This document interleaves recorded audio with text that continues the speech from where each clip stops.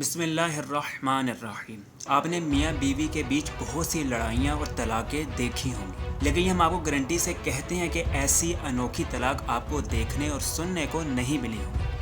جرمنی میں ایک جوڑے میں طلاق ہوئی۔ کئی جگہ قانون ہے کہ طلاق کے بعد میاں بیوی میں ہر چیز آدھی آدھی تقسیم ہوتی ہے۔ جب عدالتوں نے اپنا سامان تقسیم کرنے کا حکم دیا تو شوہر نے اپنی سابقہ بیوی کو اپنی ہر چیز کا آدھا حصہ دیا۔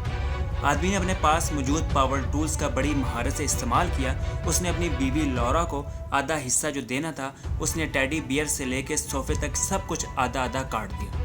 فون کو آدھا کاٹ دیا۔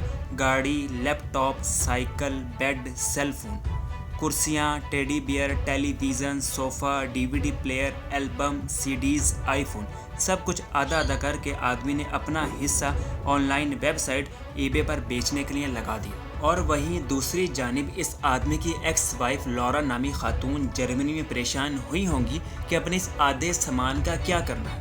ناظرین گرامی، ہماری ویڈیو تو چھوٹی ہے لیکن کافی حیرت زدہ کرنے کا فن رکھتی ہے۔ اپنی رائے سے ہمیں کامنٹ سیکشن میں ضرور آگاہ کریں۔